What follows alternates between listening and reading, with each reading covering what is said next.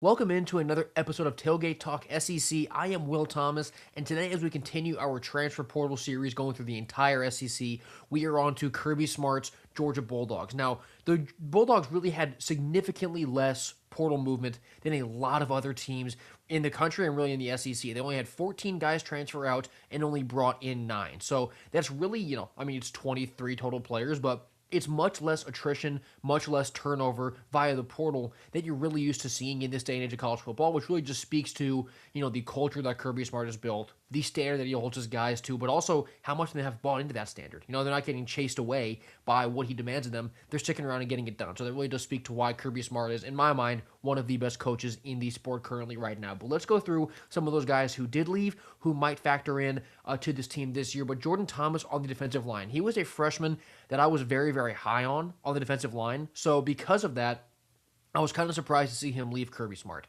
Because if you are a defensive lineman who was a blue chip guy, who at least I thought could be really, really good, I'm surprised that Kirby isn't the guy that you want to stick around with and get developed by.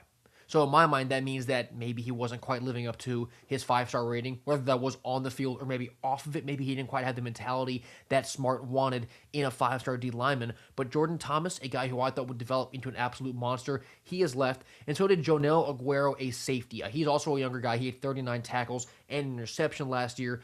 He's going to Ole Miss, so he's going to play for Pete Golding and the Rebels. So Aguero is a guy who's heading out and staying in the SEC, going to Oxford. Just some other guys who transferred out. Bo Hewley along the offensive line, he's gone. Daniel Harris at corner is transferring out, and so is Roderick Robinson, the second at running back. But now let's talk about some of the guys that Kirby Smart did go out and bring in to Athens, Georgia for this season. Starting off with Khalil Barnes, a veteran safety from Clemson. He's going into his 4th year in college. He has 7 picks in his career, and he's originally from Athens. Right, so this move did make a lot of sense. It did not take him very long once Barnes entered the portal to then commit to Georgia. It's clearly where he wanted to be, and just having a veteran piece in the defensive backfield that is violent.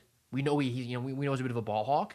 Like, Khalil Barnes is a really good player. I think he's a sneaky pickup for the Bulldogs in the portal. And then on the offensive side of the ball, they just got in the car to Atlanta and went and grabbed Isaiah Canyon, the receiver from their in-state rival in Georgia Tech. Now, Canyon was a 33-catch guy last year, had 480 yards and 4 scores.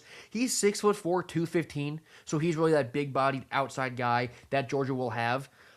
You're obviously losing a lot of production in that receiver room. Talking about outside guys, mainly Colby Young. So bringing in Canyon from Georgia Tech, it is a pretty big bolster to that receiver room that's kind of been missing a super dynamic downfield threat. Like, Zachariah Branch was there last year, but I can't really remember the last time that Georgia had a receiver who was a big body, downfield, jump ball guy who you could rely on. So it's possible that Canyon could be that guy for the Bulldogs this season. Going back to defense, they also brought in Amaris Williams, a defensive lineman from Auburn. He's a young guy. He was a blue chip recruit, had 2 sacks last season. He's just among that exodus of really talented players that left Auburn after Hugh Freeze was fired and they brought in Alex Golesh. So I'm kind of excited about him for the same reasons I was excited about Jordan Thomas before he left Georgia, right? It's a young D lineman who was a blue chip guy that is now with Kirby Smart. So I'm really excited to see what Amaris Williams can turn into.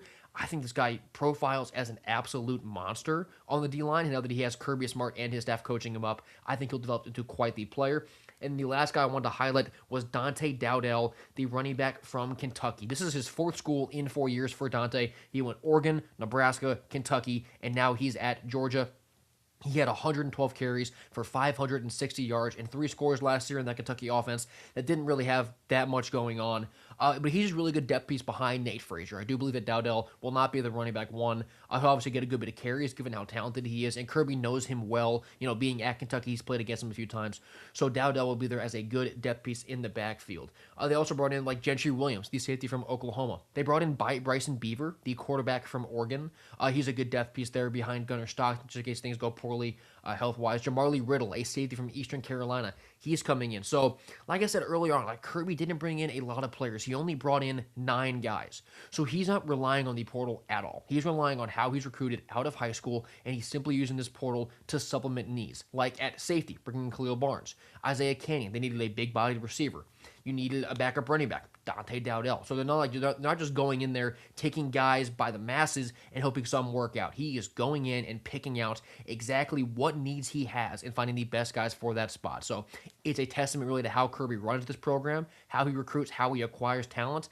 And, there's a reason why they've been near the top of the sport for this long under Smart, because he's doing things the right way, he's doing things his way, and that's winning them ball games. So Georgia will be one of the most talented teams in the country yet again. You look at their offense, there's not a whole ton of firepower on paper, but that was sort of the issue, or not the issue, but that was sort of true last year as well. Didn't really bother them that much. So the Georgia Bulldogs should be near the top of the SEC again this year, thanks to a good bit of these portal additions.